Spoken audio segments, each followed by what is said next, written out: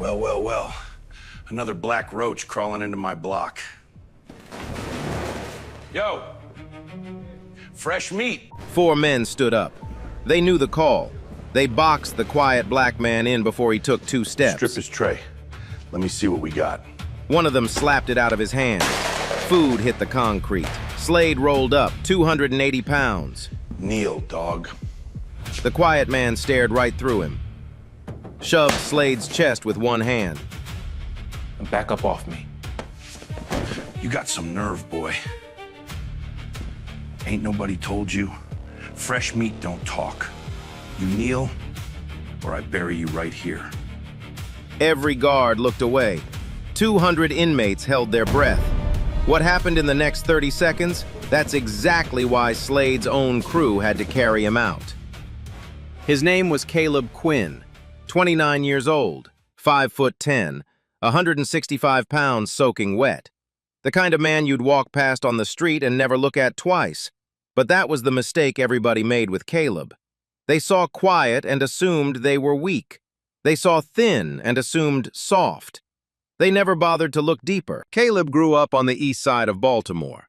No father, no money, just him and his grandmother Ruth in a 2-bedroom apartment above a laundromat. Ruth worked double shifts at a hospital cafeteria 6 days a week.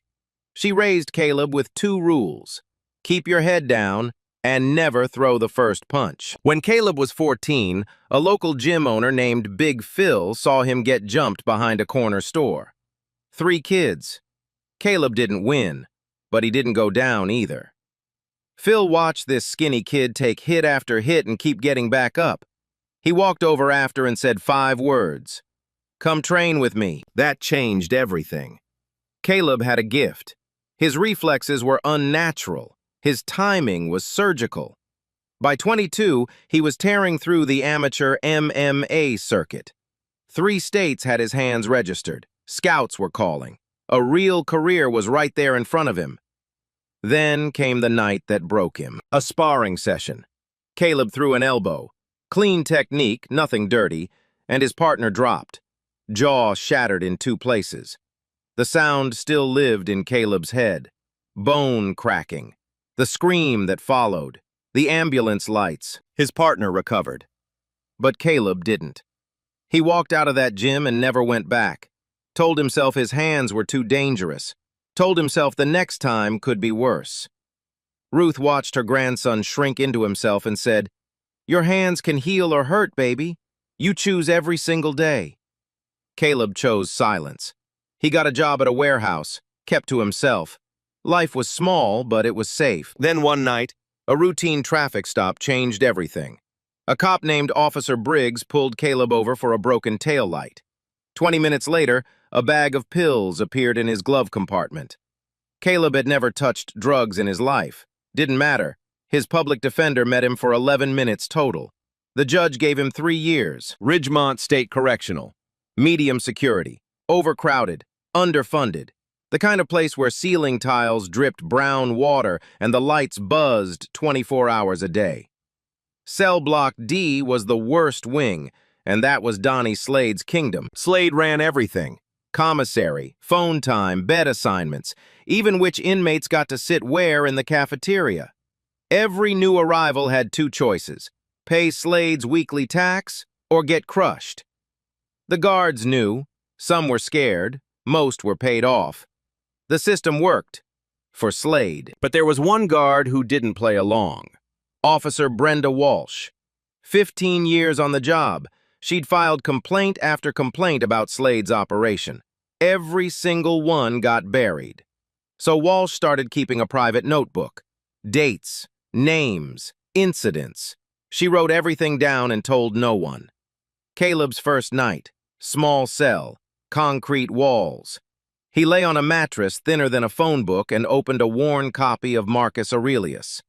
Down the row, someone was screaming. Caleb turned the page. In the next cell, an older black man named Terrence Moore leaned against the bars and watched. Terrence was 56, former paralegal, serving 5 years for a white-collar charge. He'd seen dozens of new inmates come through Block D. Most of them broke within a week. But this one was different. Terrence could feel it. The way Caleb absorbed that cafeteria beating and said nothing. The way he didn't shake, didn't cry, didn't pace. That wasn't a weakness.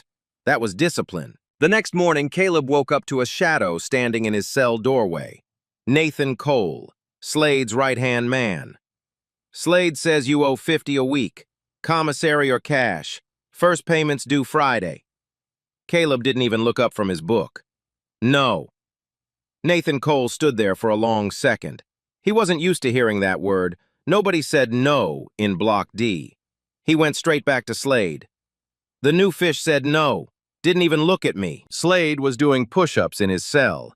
He stopped mid-rep, slowly stood up, wiped his hands on his pants. He said what? No, just like that. Flat. Slade cracked his knuckles. A grin spread across his face, but his eyes weren't smiling. All right, I'll handle this one myself. The next day, the laundry room. Caleb was folding sheets alone. The door slammed behind him. He turned around and Slade was already 3 feet away. 2 of his guys blocked the exit. You think you're special? Slade said. Every tough guy that walks in here thinks the same thing. They all pay eventually. Caleb kept folding, didn't look up. I said I'm not paying. Slade grabbed him by the back of the neck and drove him face first into an open dryer. The metal edge caught Caleb's ribs. Something cracked. Pain shot through his side like electricity. Caleb's hands tightened into fists. His whole body tensed. Every reflex he'd trained for 8 years screamed at him to move, to counter, to finish it. He didn't. He pulled himself out of the dryer, straightened his shirt, and walked toward the door. Slade's guys stepped aside, not out of respect but confusion. They'd never seen anyone just take it and walk away. Slade called after him. That was free. Next time it will cost more. Back in his cell, Caleb sat on the edge of his bunk. His ribs throbbed with every breath. He pressed his palm against the spot where the dryer caught him and closed his eyes. Terrence appeared at the bars. Let me guess. Laundry room? Caleb said nothing. He won't stop, Terrence said. You know that, right? Saying no made it personal. Now it's about his reputation. Caleb opened his eyes. I'm not fighting him. Terrence studied him for a long moment. You might not get that choice. That night, Slade made an announcement to the entire block. His voice echoed down the corridor like a verdict. The new fish has 48 hours.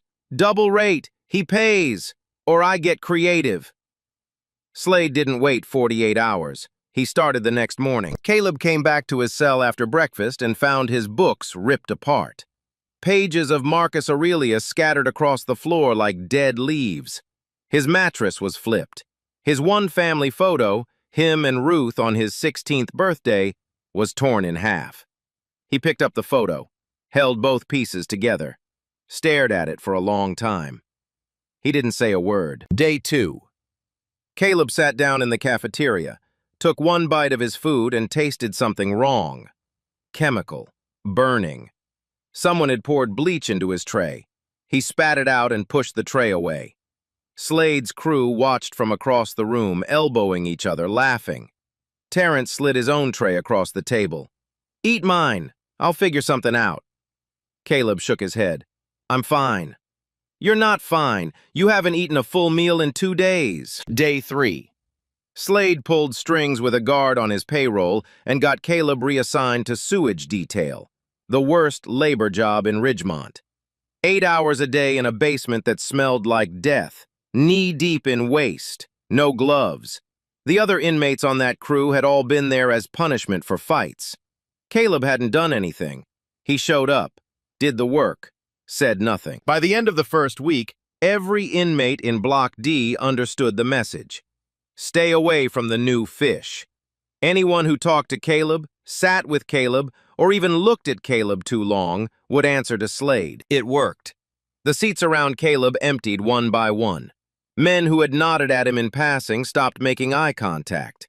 A younger inmate named Davis, barely 20, had been friendly to Caleb on his second day. After Slade's warning, Davis walked past Caleb in the hallway without a word. The next Friday, Davis paid Slade's tax in full, hands shaking, eyes on the floor. That's what Slade did. He didn't just break one man, he made everyone else watch, so they'd break themselves. But Slade wasn't satisfied. Caleb's silence bothered him more than any fight would have. He told Nathan Cole one night in his cell, pacing back and forth like a caged animal. "What's wrong with this guy? I take his food, take his books, put him in the sewer, and he just sits there, like I'm nothing." Cole shrugged. "Maybe he's just built different." "Nobody's built different. Everybody breaks. I just haven't found his button yet." Slade found it the next week. Caleb came back from sewage detail, exhausted, and 3 guards were standing outside his cell. One of them held up a sharpened piece of metal, a shiv wrapped in tape. "Found this under your mattress, Quinn." Caleb looked at it. "That's not mine." "Save it for the review board." They cuffed him, dragged him down the corridor while Slade leaned against his cell door, arms crossed, watching with a smile that said everything. Solitary confinement, 5 days. The cell was 6 feet by 8 feet. No window, one light that never turned off, a concrete slab for a bed, a metal toilet with no seat. The air was thick and stale and tasted like rust. Day 1. Caleb sat on the slab and stared at the wall. His ribs still ached from the dryer. Day 2. The silence got heavy. No footsteps, no voices, just the buzz of the fluorescent light and the sound of his own breathing. Day 3. He started thinking about the sparring accident. The elbow, the crack, the scream. He could hear it all again in that tiny room. His hands started shaking. Day 4. He thought about Ruth, sitting in that apartment alone, waiting for letters he hadn't written because he didn't know what to say. How do you tell the woman who raised you that you're locked in a hole because someone planted a weapon you never touched? Day 5. Something shifted. He stopped shaking. He stopped replaying the accident. He sat up straight on that concrete slab and thought about what Terrence had told him through the bars. You might not get that choice. Caleb looked at his hands, opened them, closed them. He thought about Ruth's words, the ones he'd carried since he was 15. Your hands can heal or hurt, baby. You choose every single day. For 4 years, Caleb had chosen to hide, to keep those hands still, to pretend they were just hands. But sitting in that box, starving, bruised, framed for something he didn't do, he realized something. Choosing not to fight wasn't the same as choosing peace. Sometimes it was just choosing to let someone else win. When the solitary door opened on the 5th day, Caleb walked out. He was thinner, quieter, but anyone who looked closely would have noticed something different in his eyes. Terrence noticed right away. You okay? Caleb sat down on his bunk. I'm done letting him take it from me. Terrence leaned in. What does that mean? It means the next time he puts his hands on me, I'm going to finish it. Terrence studied Caleb's face. No anger, no heat, just a decision, solid as concrete. Then we need to be smart about it, Terrence said, because if you fight back without proof, they'll bury you in here forever. That night, every inmate in Block D heard Slade's voice boom down the hallway. Welcome back, fresh meat. I hope you rested up in there. Tomorrow morning, yard time. I got something real special planned for you. His crew laughed. The whole block heard it. But what Slade didn't know was that Caleb Quinn wasn't the same man who went into that box 5 days ago. And what happened in that yard the next morning would be watched by 40 million people. That night, Terrence came to Caleb's cell after lights out. He spoke low, almost a whisper. Listen to me. Slade's gonna come at you with numbers. 4, maybe 5 guys. He always does it in the yard because the cameras have blind spots. No footage means no proof. Your word against his. And guess who the warden believes? Caleb nodded.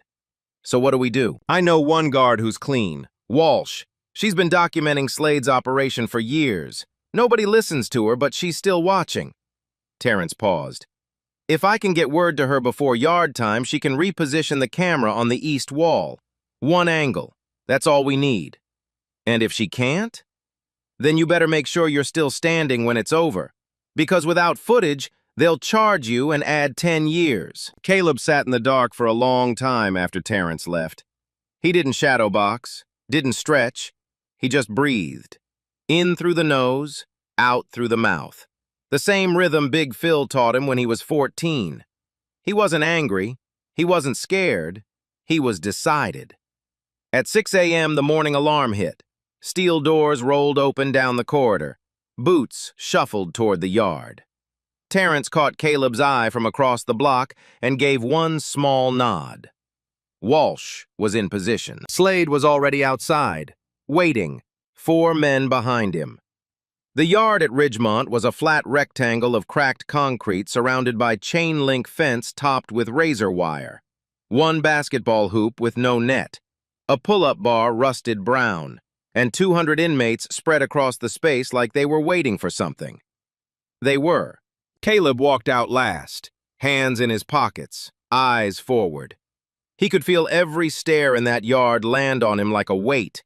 The whole block knew what was coming. Inmates drifted toward the edges without being told, clearing the center like a ring forming itself. Slade stood in the middle, arms crossed. Nathan Cole on his left. 3 more guys fanned out behind him. 280 pounds of muscle and confidence. He rolled his shoulders and smiled. "Look who's back from the hole! You lose weight in there, fresh meat? You look like a skeleton somebody forgot to bury." Caleb stopped 15 feet away. He didn't respond. He just stood there, loose, balanced, feet shoulder-width apart, hands out of his pockets now, relaxed but ready. Terrence watched from the far wall. Walsh stood near the east entrance, clipboard in hand, her eyes on the camera she'd repositioned an hour ago. The red light was blinking, recording. Slade uncrossed his arms and started walking forward. Slow, heavy. Each step made his boots scrape against the concrete. "Last chance, dog. Kneel, kiss my hand, pay what you owe, and maybe, I let you eat tonight." Caleb said one word. "No." Slade's grin vanished. "Get him." Cole moved first. He came from the left, fast for his size, and threw a wide right hook aimed at Caleb's temple. Caleb saw it before it started. He slipped left, let the fist sail past his ear, and drove a short right hand into Cole's liver. The sound was dull and wet, like dropping a phone book on a steak. Cole folded. His knees hit the concrete and he rolled onto his side, gasping, arms wrapped around his midsection. 1 down. 4 seconds. The second man came straight ahead, bigger than Cole. He charged with both hands out, trying to tackle Caleb to the ground. Caleb sidestepped, grabbed the back of the man's head, and used his own momentum to drive his face into the concrete. The man skidded 2 feet and didn't get up. 2 down. 7 seconds. The third and fourth came together, 1 from each side. Caleb backed up 2 steps, not panicking, just creating space. The one on his right swung first. Caleb blocked it with his forearm, pivoted, and delivered an elbow to the man's jaw. The crack echoed across the yard. The man's legs turned to water. The fourth one hesitated. That hesitation cost him everything. Caleb swept his lead leg out from under him, and the man hit the ground flat on his back. Air left his lungs in one loud grunt. He stayed down, staring at the sky. 4 down. 15 seconds. The yard was dead silent.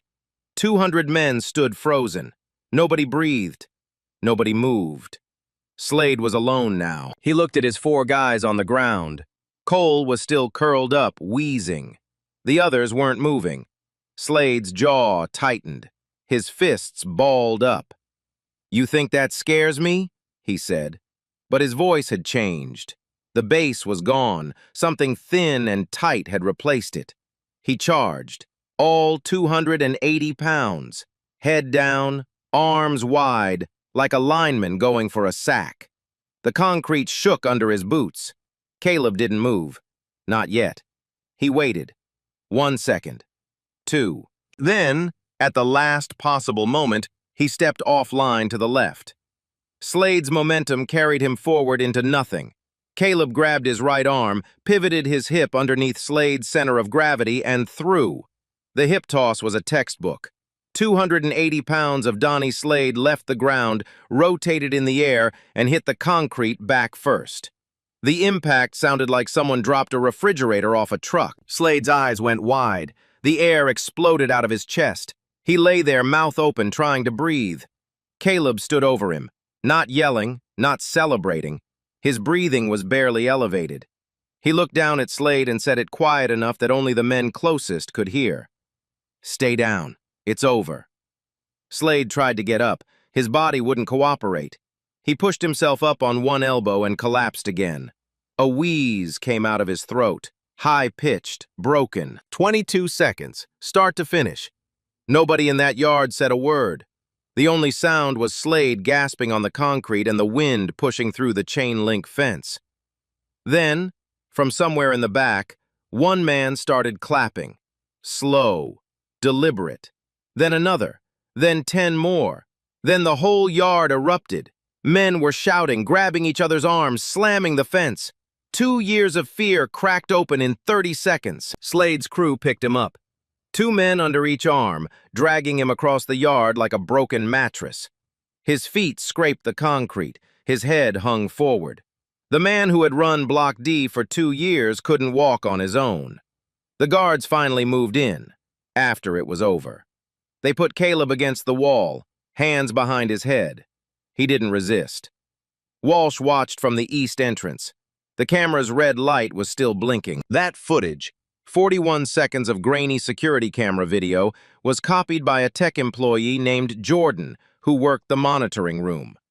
Jordan had watched Slade's crew beat inmates for months and reported it twice.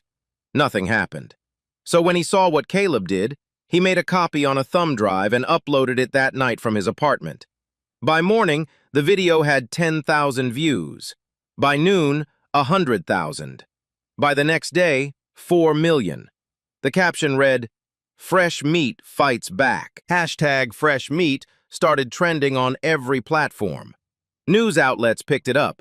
Talk shows played the clip on loop. Internet commentators broke down Caleb's technique frame by frame.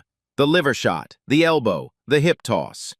Former fighters went on camera and said the same thing.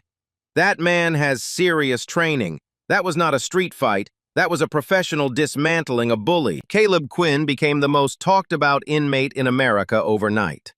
4 million people watched a quiet man stand up in a concrete yard and refuse to kneel.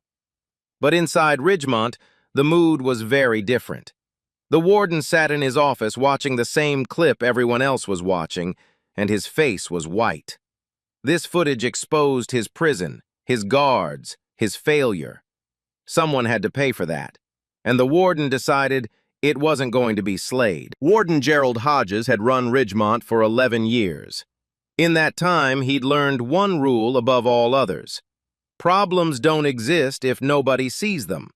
Slade's operation wasn't a secret. It was a system. Slade kept the inmates in line. The guards got kickbacks. Hodges got a quiet prison with low incident reports. Everybody won, except the inmates.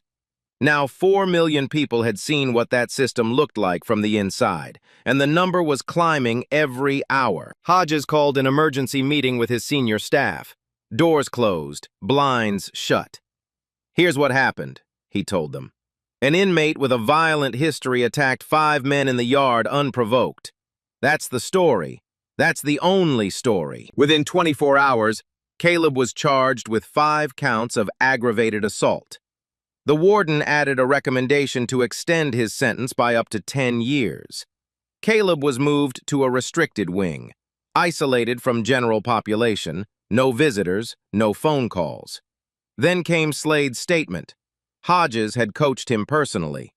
Slade sat in the medical wing with a neck brace he didn't need and a bruise on his back that was real. A prison counselor recorded his statement on camera. "I was just standing in the yard minding my own business," Slade said. His voice was flat, rehearsed. "Quinn came at me out of nowhere. No warning. He attacked me and my friends. We didn't do nothing." The video was released to local news as an official prison statement. The anchor played it side by side with the viral clip. The framing was clear. Dangerous black inmate attacks white prisoners without provocation. And it worked. The internet split in half overnight. Half the public saw a hero, a man who stood up to a bully. They shared the clip with captions like, "This is what courage looks like," and "Fresh meat is a whole meal." Hashtag fresh meat and hashtag justice for Caleb trended for 3 straight days. The other half saw a threat. Comment sections filled with words like thug and animal, and "this is why prisons exist." Cable news panels debated whether Caleb was a victim or a villain. One network ran a headline that read, "Violent inmate goes viral. Should we be celebrating this?" Caleb sat in his restricted cell and heard none of it. No TV, no radio, no mail. The warden had sealed him off from the world completely. But the world was already looking for him. 300 miles away in Washington, D.C., a civil rights attorney named Diane Prescott was eating dinner when her daughter showed her the clip on her phone. "Mom, you need to see this." Prescott watched it twice, then a third time. She set her fork down. "That man is trained," she said. "That's not aggression. That's self-defense from someone who waited until he had no other option." Prescott had spent 22 years fighting wrongful convictions and prison abuse cases. She knew what a setup looked like, and everything about the warden's narrative smelled wrong. 5 counts of aggravated assault against one man who was outnumbered 5-1, a victim statement from the biggest inmate in the block, no footage from the prison's own cameras. She made 3 phone calls that night. By morning, she had filed a motion to represent Caleb Quinn pro bono. The warden blocked her first visit request. Prescott filed a court order. The judge granted it within 48 hours. When she finally sat across from Caleb in a concrete visitation room, she studied him for a long moment. He was thinner than she expected. Calm. His hands rested flat on the table. "Tell me everything," she said. "From the first day," Caleb told her. "The cafeteria, the tax, the laundry room, the bleach, the sewage detail, the planted shiv, the solitary, and finally, the yard." Prescott took notes without interrupting. When he finished, she clicked her pen and looked up. "Here's what I need. The security footage from the east wall camera, the one that was repositioned. Your medical records from the laundry room incident. Slade's full disciplinary history, and the report from the shiv they found in your cell. They said my prints were on it." "Were they?" "I never touched it." "Then the forensics will show that. If they don't, that's even more useful." Prescott went to work. She subpoenaed the security footage. The warden's legal team fought it. She filed a motion for Caleb's medical records. Delayed. She requested Slade's disciplinary file. Redacted. Every door she pushed, Hodges pushed back harder. But Prescott was patient. She'd been through this before, and she knew that the harder an institution fights to hide something, the worse that something usually is. Her breakthrough came from an unexpected place. She filed a request for the forensic report on the planted shiv. When it finally arrived, 3 weeks late, she read it twice and smiled. No fingerprints. None. The weapon had been wiped completely clean before it was placed under Caleb's mattress. A real weapon hidden by an inmate in a hurry would have prints, sweat, skin cells. This one was sterile. Someone had planted it deliberately, and they'd been careful about it. Prescott then subpoenaed Officer Walsh's personnel file and discovered the complaints. Dozens of them, all about Slade, all buried by the warden's office. She reached out to Walsh directly. "I know what you've been doing," Prescott said over the phone. "The notebook, the documentation. I need it." Walsh was quiet for a long time. "If I hand that over, I lose my job. If you don't, an innocent man loses a decade of his life." Walsh agreed. She told Prescott where the notebook was, her locker at the prison. 2 days later, Walsh opened her locker. The notebook was gone. She tore the locker apart, checked every shelf, every pocket. Nothing. Someone had broken in and taken it. Walsh called Prescott, barely keeping her voice steady. "It's gone. They took it." Prescott closed her eyes, took a breath. "All of it?" "The physical copy, yes." Back in Block D, Slade was recovering in the medical wing. His back still ached. His pride ached worse. But something else was eating at him, something he hadn't expected. The warden had visited him twice, not to check on him, to coach him, to tell him what to say, how to say it, when to say it. Slade was used to being the one giving orders. Now he was taking them. Nathan Cole came to visit him one afternoon. Cole was walking again, but the liver shot had left a bruise the size of a grapefruit on his right side. "Slade, you notice what's happening? Hodges is using us. We're the ones who got beat, and now we're the ones lying for him." Slade stared at the ceiling. "Shut up, Cole." "I'm serious. If this goes to a hearing, who you think takes the fall? You think the warden's gonna stand up and say he knew about everything? He's gonna let us burn." Slade didn't answer, but his jaw tightened, because he knew Cole was right. The hearing was set for 3 weeks out. Prescott had the forensic report. She had the camera footage request pending. She had Walsh's testimony ready. But the notebook, the single most detailed record of Slade's 2-year reign, was gone. Or so the warden thought. The hearing took place in a windowless room on the administrative floor of Ridgemont. Long table, plastic chairs, a 3-person review panel, 2 corrections officials from the state, and 1 independent legal observer. A recorder sat in the middle of the table, red light on. Warden Hodges sat on one side with his legal counsel and 2 senior guards. Slade was there in a wheelchair, a prop, Prescott was sure of it. Neck brace still on. He looked like a man who'd survived a car crash, not a 30-second fight he started. Caleb sat on the other side, orange jumpsuit, hands cuffed to the table. Prescott beside him with 3 binders of documents stacked in front of her. The panel chair opened the proceedings. "This hearing will determine whether inmate Caleb Quinn is guilty of 5 counts of aggravated assault and whether additional sentencing is warranted. Warden Hodges, your case." Hodges stood, buttoned his jacket. He spoke like a man who'd done this 100 times. On the morning in question, inmate Quinn attacked 5 inmates in the recreation yard without provocation. The assault was vicious, premeditated, and resulted in significant injuries.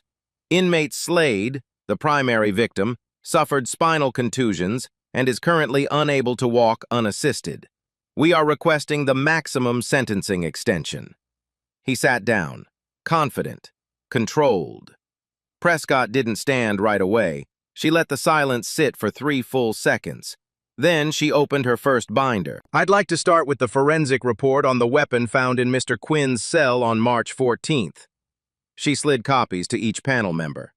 "This shiv was allegedly discovered under Mr. Quinn's mattress during a routine search.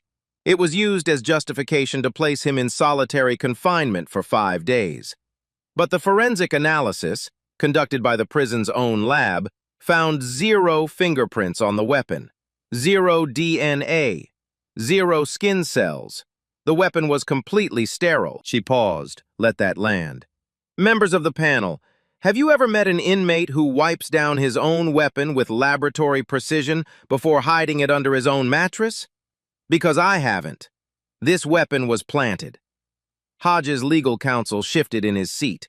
Hodges didn't blink, but a vein in his temple started pulsing. Prescott moved to her second binder. "I'd like to address the claim that Mr. Quinn's attack was unprovoked. I have here a sworn statement from Officer Brenda Walsh, a 15-year veteran of this facility." The warden's jaw tightened. "Officer Walsh has documented a pattern of organized extortion, intimidation, and physical violence carried out by inmate Donnie Slade over a period of approximately 2 years. These incidents include forced payments from new inmates, deliberate food contamination, coordinated beatings, and the targeted harassment of Mr. Quinn specifically, including the laundry room assault that fractured his rib." She slid Walsh's statement across the table, every page, every date, every name. Officer Walsh filed 14 formal complaints about these activities. All 14 were dismissed by the warden's office without investigation. One of the panel members looked up from the document, looked at Hodges. Hodges stared straight ahead. Prescott opened her third binder. "Now, regarding the yard footage." This was the moment. The warden's team had fought for weeks to suppress the prison's internal camera footage. They claimed the east wall camera was non-functional that morning. Prescott had subpoenaed the maintenance logs and proven the camera was operational. But she had something better. The warden's office claimed that no official footage of the yard incident exists. However, Officer Walsh, anticipating possible interference, repositioned the east wall camera 1 hour before the incident. The footage was captured, downloaded, and preserved. She pulled out a laptop and pressed play. The panel watched in silence. 41 seconds. Slade calling out, "Fresh meat!"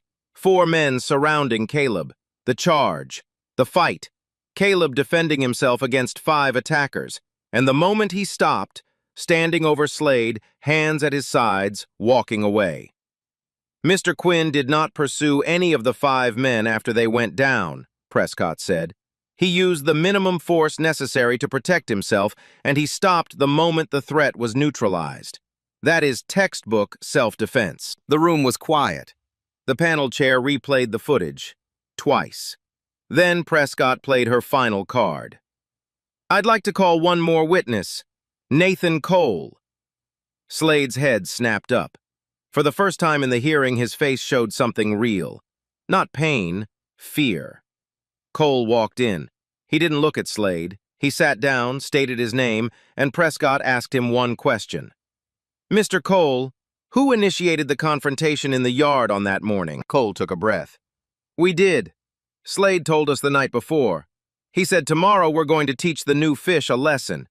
He gave us positions, told us to surround him. It was planned." "And the extortion operation? Were correctional officers aware of it?" "Some of them were in on it.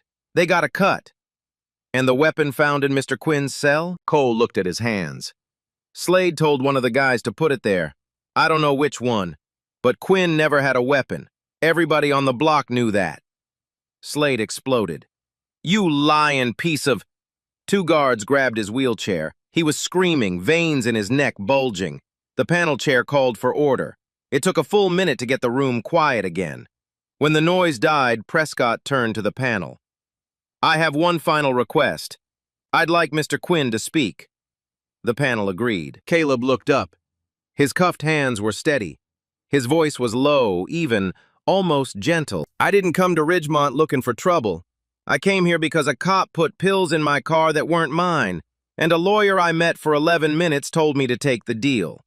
I kept my head down. I didn't pay the tax. I didn't fight back when they shoved me into a dryer and cracked my rib. I didn't fight back when they put bleach in my food. I didn't fight back when they planted a weapon in my cell and sent me to solitary for 5 days. He paused. "I only fought back when 5 men surrounded me in a yard and I had no way out. My grandmother told me something when I was 15 years old. She said, 'Your hands can heal or hurt. You choose every single day.' I chose to take it for as long as I could. But when a man puts his hands on you and there's nowhere left to go, defending yourself isn't violence, it's survival." The room was silent. The panel chair looked at Hodges. Hodges looked at the table. The panel deliberated for less than 40 minutes. The ruling: all 5 counts of aggravated assault dismissed. Clear finding of self-defense. The panel recommended an immediate investigation into Warden Hodges, the complicit guards, and the systematic abuse within Cell Block D. Hodges sat motionless. Slade was wheeled out in silence. He didn't scream this time. He didn't say a word. But Caleb didn't celebrate. He sat in his chair, cuffs still on, and took one long breath. Because the hearing cleared his name for the yard. But nobody had touched the thing that put him in Ridgemont in the first place. His original conviction, the planted pills, the 11-minute lawyer, the 3-year sentence for a crime that never happened. Was anyone ever going to look at that? Diane Prescott didn't wait. The morning after the hearing, she filed a motion to review Caleb Quinn's original conviction. The argument was simple. If Ridgemont's administration was willing to plant a weapon in an inmate's cell, what else had been planted? She started digging into the arresting officer, a patrol cop named Derek Briggs. 11 years on the force, dozens of drug possession arrests. an unusually high conviction rate in a district that was 90% black. Prescott pulled every case Briggs had touched in the last 5 years. She laid them out on her office floor, one file after another, arranged by date. And a pattern appeared so obvious it was almost insulting. Traffic stop, black male driver, small quantity of pills or powder found in the vehicle. No body camera footage. Briggs always claimed his camera malfunctioned. Every single defendant was assigned an overworked public defender. Every single one took a plea deal. 23 cases. Same script, same cop, same result. Prescott brought the pattern to a federal judge. The judge ordered an internal affairs investigation within 72 hours. Briggs was pulled off duty immediately. His locker was searched. Inside, investigators found a box of small Ziploc bags, pre-portioned, identical to the ones found in the vehicles of his arrests. They also found over $12,000 in cash that didn't match his salary. Briggs refused to cooperate. It didn't matter. The evidence spoke for itself. Within 2 months, 14 of his 23 convictions were overturned. Caleb Quinn's was the 15th. The judge who signed the reversal looked at Caleb in the courtroom and said, "Mr. Quinn, the system that was supposed to protect you failed at every level. This court cannot give you back the time you lost, but it can give you back your name." Caleb stood up. His grandmother Ruth was in the front row. She was smaller than he remembered. Her hands were shaking. He walked to her and she grabbed him so hard her whole body trembled. She whispered in his ear, "I knew. I always knew." He didn't say anything. He just held her. Outside the courthouse, the cameras were waiting. Dozens of them. Reporters shouting questions. Caleb shielded Ruth with his arm and walked past every single one without a word. But the story didn't stop with Caleb's freedom. Back at Ridgemont, the investigation hit like a wrecking ball. Warden Gerald Hodges was terminated and charged with obstruction of justice, evidence tampering, and failure to report institutional abuse. 3 guards who had taken payments from Slade were arrested. 2 more resigned before they could be questioned. Donnie Slade was transferred to a maximum security facility upstate. No more Block D, no more Kingdom, no more crew.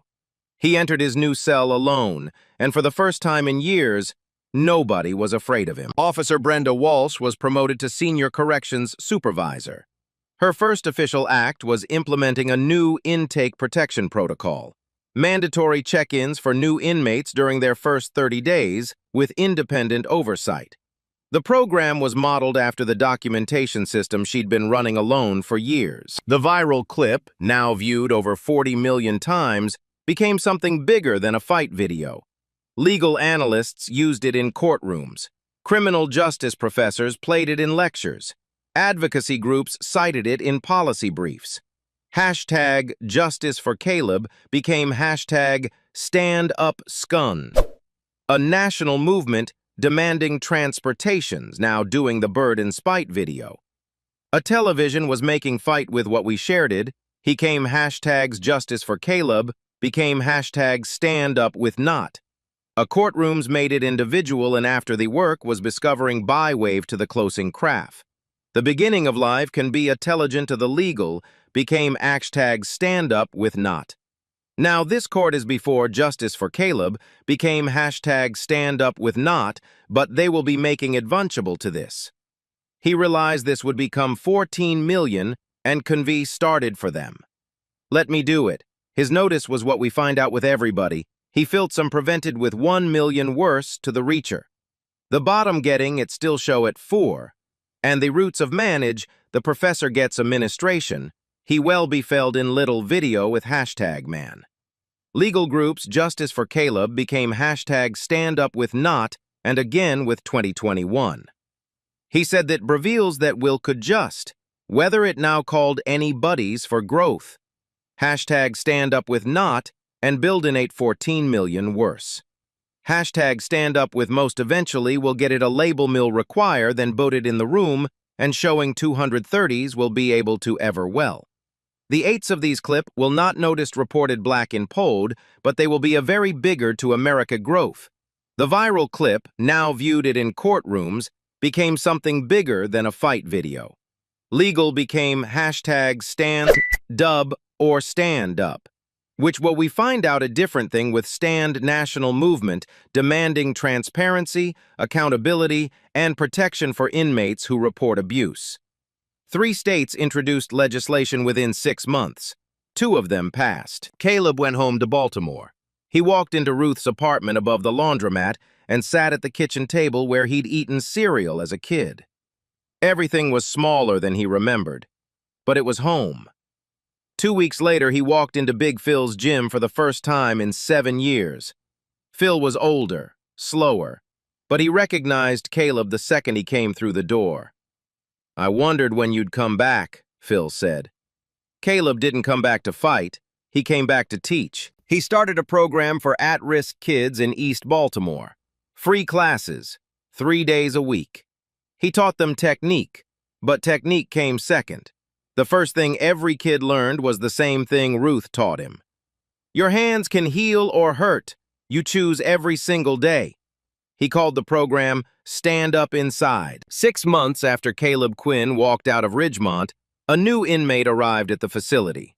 Young, 19 years old, scared.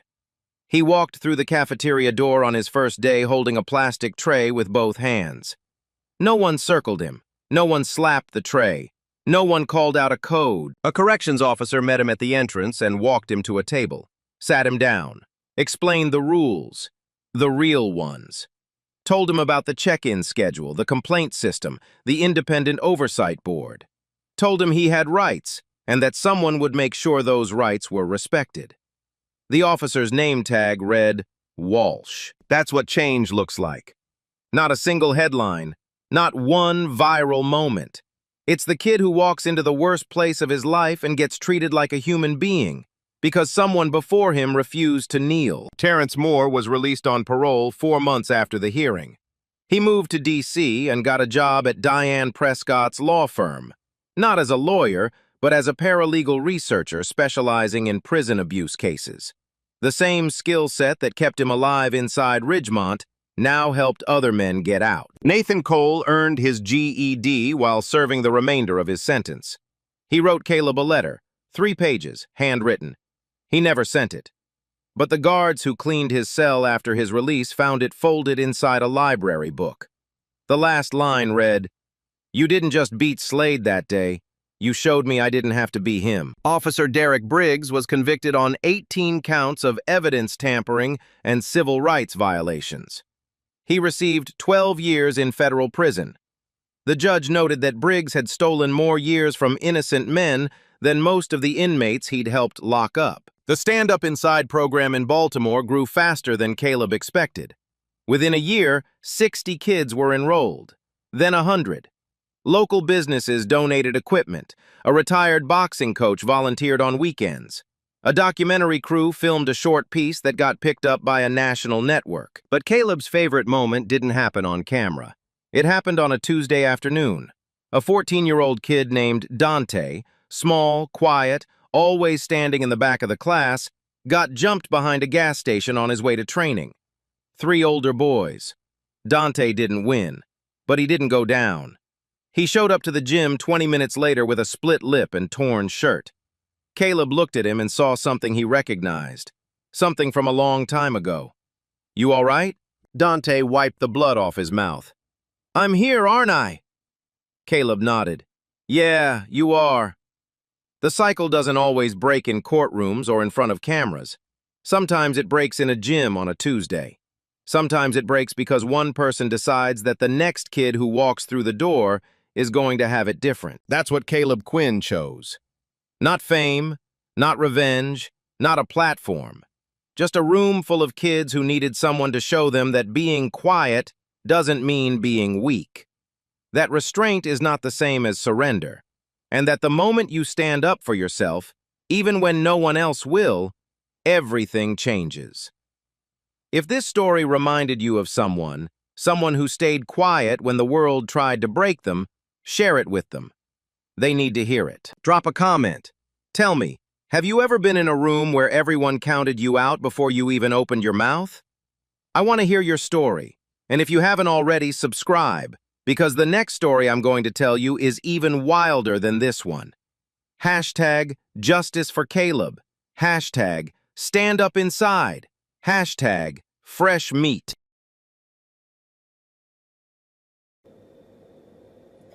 22 seconds, 5 men down, and the man who ruled cell block D for 2 years had to be carried out by his own crew. But what makes Caleb Quinn's story worth telling isn't those 22 seconds, it's every moment before them, the cracked rib, the bleach, the blended weapon, 5 days in a concrete box. He took all of it, not because he couldn't fight back, but because he was choosing not to. And that's what people get wrong about restraint. They see quiet and think weak, but restraint is a man who knows he can end you and still gives you every chance not to make him. He only fought when there was no exit left. And when it was done, he didn't shout, just looked down and said, "Stay down, it's over." And it makes you wonder, how many times have you stayed quiet, not because you had nothing to say, but because you thought silence was strength? But at what point does staying quiet start being discipline and start being surrender? Where's that lie? And would you know it when you got there? Drop it in the comments. I want to hear your answer. If this story hit you, share it with someone who needs it today. Subscribe if you haven't. The next one's even wider. And remember, being quiet is not the same as being weak.